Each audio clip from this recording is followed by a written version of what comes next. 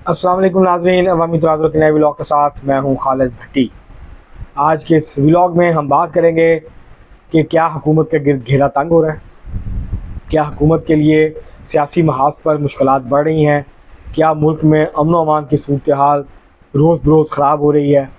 ये वो सवालात हैं जो इस वक्त बहुत सारे लोगों के ज़हनों में हैं। जमात इस्लामी का धरना इस्लामाबाद में जारी है और अब पूरे मुल्क में उसको फैलाने की बात हो रही है। गवादर से आने वाला जो है, जब वो मस्तूम के मकाम पर जो है लोग यकजहती कमेटी का धरना है और ग्वादर में भी धरना है, वहाँ भी सूरत हाल जो है वो कशीदा है। पारा चनार में ऑलरेडी जो है वो कबायली और फ़िरका वाराना फसादात के नतीजे में अब तक 50 के करीब अफराद जो हैं वो अपनी जानों से हाथ धो बैठे हैं। तो ये आखिर और बलूचिस्तान वहाँ मुसलसल ऑपरेशन हो रहे हैं और KPK के अंदर अमन व अमान की सूरत हाल पहले ही मखदूश है। बलूचिस्तान में भी सूरत हाल कोई बहुत ज़्यादा अच्छी नहीं है। तो इन हालात में ये जो सियासी हालात ख़राब हो रहे हैं और साथ में इमरान खान साहब की तरफ से मुसलसल मुज़ाकरात की बात हो रही है। आज तो उन्होंने फ़ौज से कहा कि अपने नुमाइंदे मुकर्रर कर दें, हमारे साथ बैठ के मुज़ाकरात करें और मसाइल को हल करें। तो ये हालात जा किस तरफ रहे हैं पाकिस्तान के, इसके ऊपर आज के इस प्रोग्राम में हम बात करेंगे। इससे पहले कि हम अपने मौज़ूआत की तरफ बढ़ें, आपसे गुजारिश है कि अगर आपने हमारा चैनल अवामी तनाज़ुर अभी तक सब्सक्राइब नहीं किया, उसको सब्सक्राइब कर लें। आपको व्लॉग पसंद आए इसको शेयर करें, लाइक करें और महज़ब अंदाज से अपनी राय का इज़हार करें। बेल आइकॉन ज़रूर दबा दें, टल्ली ज़रूर खड़का दें। अब हम बढ़ते हैं अपने आज के व्लॉग की तरफ। इस वक्त अगर हम देखें तो एक तरफ तो इकॉनमी के हवाले से कुछ अच्छी ख़बरें अगर आती हैं, एक दो, स्टॉक मार्केट ऊपर की ऊपर जा रही है, रुपया भी मुस्तहकम है। इसके अलावा फिच ने पाकिस्तान की रेटिंग जो है उसको बेहतर कर दिया है और जो ब्लूमबर्ग है उसने अपनी रिपोर्ट में कहा है कि अगले साल 1.5 साल मुश्किल है पाकिस्तान के लिए, लेकिन अगर ये 2 साल ये हुकूमत निकाल गई तो उसके बाद पाकिस्तान की मैशत बेहतर होना शुरू हो जाएगी, महंगाई पहले से कम हो जाए। लेकिन बिजली के बिल जो हैं वो बज़ाते ख़ुद, जितनी बिजली महंगी कर दी है हुकूमत ने, वो बज़ाते ख़ुद एक जो है वो अज़ाब बन गया है अलग से आवाम के लिए, जिसकी वजह से जो कुछ चीज़ें अगर कम भी हुई हैं कीमतें उनकी, तो उसका जो इम्पेक्ट आना चाहिए था वो लोगों को महसूस नहीं हो रहा, क्योंकि बिजली ने, गैस ने लोगों का जो है वो नातका बंद कर दिया है। लोगों को ये फ़ैसला करना पड़ रहा है कि मकान का किराया दें, बिजली का बिल दें, बच्चों की स्कूल की फ़ीस दें, दवाई लाएँ, या गैस का बिल दें, बिजली का बिल दें, मकान का किराया दें। तो ये सूरत हाल है इस वक्त बहुत सारे पाकिस्तानियों के लिए जो किराए के मकानों में रहते हैं, जिन्होंने हर महीने किराया भी देना होता है, बिजली का बिल भी देना होता है। तो इसके ऊपर हुकूमत को संजीदगी से गौर करना चाहिए कि जो टैक्सेस की भरमार की है इनको किस तरह से कम किया जा सकता है और उसके लिए अल्टरनेट जो है वो ढूंढा जाए। मसला क्या है, जमात इस्लामी कह रही है कि उनका धरना यह है कि बिजली सस्ती करें, IPPs के साथ मौदे जो है उनको असर नौ उनका जायज़ा लें। ये दोनों डिमांड दुरुस्त हैं। हुकूमत को बिजली सस्ती भी करनी चाहिए और IPPs के साथ जो मौदे हैं, जो मौदे पूरे हो गए उनको एक्सटेंड क्यों कर रहे हैं उन्हीं टर्म्स एंड कंडीशन पे। जो मौदे ख़त्म हो रहे हैं आप उनके साथ बैठें, उनसे कहेंगे अगर आप दोबारा एक्सटेंड करना चाहते हैं तो हम इन शराइत पे नहीं कर सकते जो आपके साथ थी ओरिजिनल एग्रीमेंट से, अब हम आपके साथ नया एग्रीमेंट करेंगे। लेकिन नेपरा खामोशी के साथ जो है वो उनको दे देती है, एक्सटेंशन दे देती है। कोई पब्लिक हेयरिंग नहीं होती, कोई जो है वो आवाम के नुमाइंदे नहीं होते, उसकी ओपन हेयरिंग कोई नहीं होती, जिसकी वजह से ये सारा मामला जो है वो रोज़ बरोज़ गड़बड़ होती जा रही है और कैपेसिटी चार्जेस जो हैं वो दिन ब दिन बढ़ते जा रहे हैं और वो इस सतह पे जा रहे हैं कि जहां वो नाकाबिले बर्दाश्त हो जाएंगे, आप पे नहीं कर पाएंगे। तो इस वजह से बिजली जो है वो महंगी होती जा रही है मुसलसल, और हुकूमत बिजली के ज़रिए, गैस के ज़रिए, पेट्रोल के ज़रिए जो है वो टैक्सेस इकट्ठे कर रही है, रेवेन्यू बढ़ा रही है अपना, बजाय इसके कि डायरेक्ट टैक्स लगाए। तो जमात इस्लामी के दोनों मुतालबात जो है वो नाजायज़ नहीं है, दोनों जायज़ मुतालबात हैं। बिजली सस्ती होनी चाहिए, IPPs के साथ मौदों पर नज़रसानी होनी चाहिए, और अगर वो तैयार नहीं होते हुकूमत ड्रास्टिक स्टेप ले, और जो लोग नहीं करना चाहते कम अज़ कम हुकूमत अपने जो सरकारी बिजली कार हैं उनसे तो कर सकती है, और प्राइवेट के साथ भी बैठ के रीनेगोशिएट करे और दोबारा से एग्रीमेंट्स करे, कैपेसिटी चार्जेस को कम करे, बिजली की कीमत को कम करे, डॉलर्स में ख़त्म करेंगे। जो फॉरनर्स हैं उनके साथ तो डॉलर्स में मौदे अच्छे लगते हैं, पाकिस्तानी कंपनियों के साथ आपने डॉलर्स में पेमेंट के मौदे क्यों किए हुए हैं? तो ये इशराफिया ने जो लूट मार मचाई हुई है ये ख़त्म होनी चाहिए। लेकिन क्या जमात इस्लामी का मामला सिर्फ बिजली के बिलों और इन तक रुकेगा? ये जानती है जमात इस्लामी कि ये इजाफा IMF के कहने पे हुआ है, और ये इतना आसान नहीं है हुकूमत के लिए, क्योंकि अभी एग्जीक्यूटिव बोर्ड ने अप्रूवल नहीं दी है। तो पाकिस्तान का जो 3 साल का प्रोग्राम है $7 अरब का, वो खटाई में पड़ सकता है। तो इसलिए हुकूमत जो है उसके लिए फौरी तौर पे बिजली सस्ती करना तो बहुत मुश्किल नज़र आ रहा है इस वक्त। अगर हम देखें सूरत हाल को, जो हक़ाइक़ हैं, जो ज़मीनी हकीकत है, वो यही है।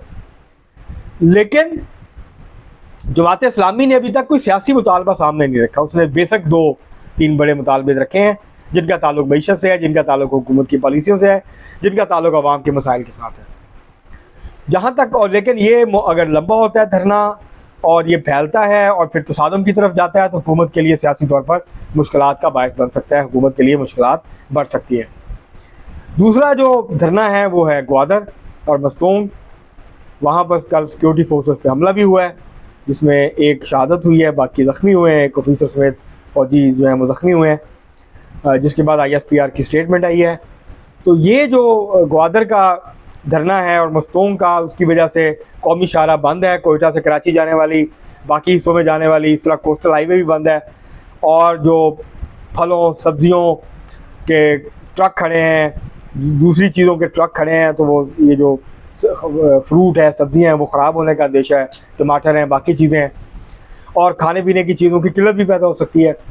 तो इसके ऊपर हुकूमत को फौरी तौर पे संजीदगी से उनसे बातचीत करके ये मामला सॉल्व करना चाहिए, ताकि ये भी आउट ऑफ हैंड हो। इसके आपको याद होगा कि इससे पहले जो है वो गुमशुदा अफराद जो हैं, जो जबरी बरतरफ गुमशुदा अफराद हैं, उनकी बाजियाबी के लिए बलोच यकजहती कमेटी ने इस्लामाबाद में कई दिनों पर मुहित जो है वो धरना दिया था, जिसके बाद वो ख़त्म हुआ था। तो अब ये धरना बलूचिस्तान में है, 2 जगहों के ऊपर है। अब देखते हैं कि ये भी हुकूमत के लिए एक मुश्किल जो है वो खड़ी कर सकता है, क्योंकि इस तरह के जब मसले होते हैं, जब ताकत का इस्तेमाल होता है, तो फिर बाहर हुकूमत की जो है वो बदनामी होती है, फिर जो है वो हुकूमत के ऊपर तनकीद होती है इंसानी हकूक़ के हवाले से कि हुकूमत इंसानी हकूक़ का एहतराम नहीं कर रही।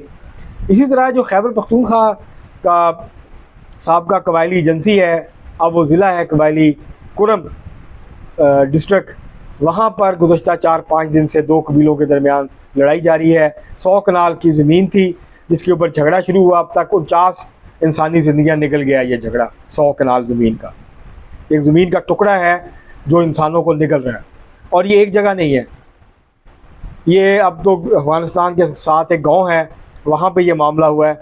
लेकिन ये अक्सर व बेशतर साल में 2-3-4 दफ़ा या फ़िरका वाराना कोई ऐसा मसला हो जाता है जिस पे आग भड़क उठती है पारा चनार में और कुरम एजेंसी में। और दूसरा ये ज़मीन के जो कबायली तनाज़ात हैं, क्योंकि वहाँ ज़मीन जो है वो कबाइल की मलकियत है, वहाँ इनफरादी मलकियत नहीं है ज़मीनों की, जिसकी वजह से फिर कबाइल हदबंदी कोई नहीं है, और उसकी वजह से फिर लड़ाई होती है जंगलात के ऊपर, मादनियात के ऊपर, ज़मीनों के ऊपर। तो इसके ऊपर भी हुकूमत को तवज्जो देने की ज़रूरत है, ताकि मामला जो हैं वो बेहतरी की तरफ जाएँ। इसी तरह जो खैबर पख्तूनख्वा में मिलिट्री ऑपरेशंस जारी हैं,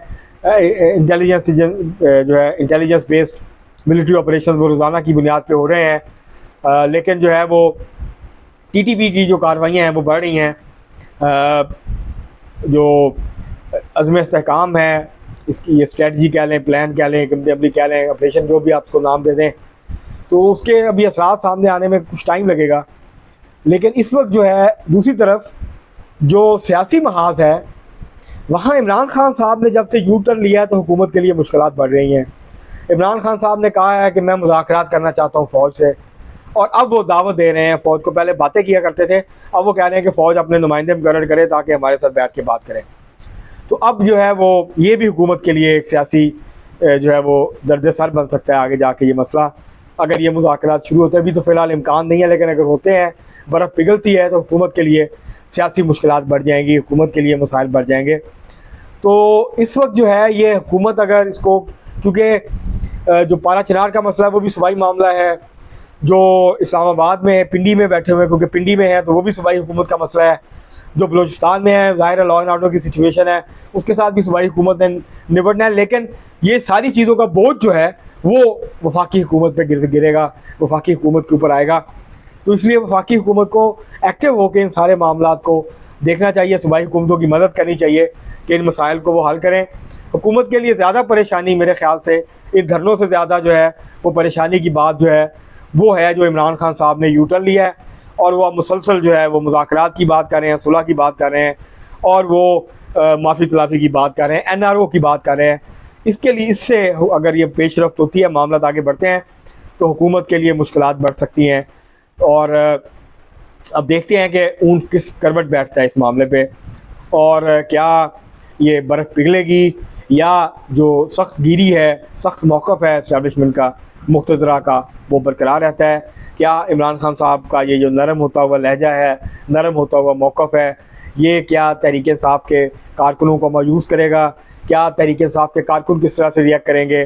क्योंकि जो सोशल मीडिया ट्रोल्स हैं वो तो उनको तो अब आर्मी चीफ़ अच्छे लगने लगे हैं। वो जो प्रोपोगंडा जारी था साल, 1.5 साल से, 2 साल से आर्मी चीफ़ के ख़िलाफ़, अब वो मोहब्बत में तब्दील होता हुआ नज़र आ रहा है। तो ये सारी सूरत हाल है। इस सूरत हाल से हुकूमत कैसे ज़बरदस्त माह होती है, इसका आने वाले कुछ दिनों के अंदर जो है वो सूरत हाल वाज़े हो जाएगी। क्या जमात इस्लामी हुकूमत के साथ तसादम की तरफ जाती है? क्या ये जो बलोच यकजहती कमेटी का धरना है ये भी तसादम की तरफ जाता है? और क्या हालात जो हैं वो मुल्क के बाकी हिस्सों में भी ख़राब होने की तरफ जाते हैं? ताजर भी धमकियाँ दे रहे हैं, मुख्तलिफ सनतकार भी धमकियाँ दे रहे हैं सनतें बंद करने की। तो हुकूमत के लिए सूरत हाल कोई बहुत अच्छी नहीं है इस वक्त, लेकिन हुकूमत इससे निकल सकती है। ऐसी भी नहीं है कि हुकूमत बुरी तरह से इसमें फंस गई है, लेकिन फंस सकती है अगर हुकूमत ने इसको सही तरीके से हैंडल नहीं किया। अब तक के लिए इतना ही, बहुत शुक्रिया।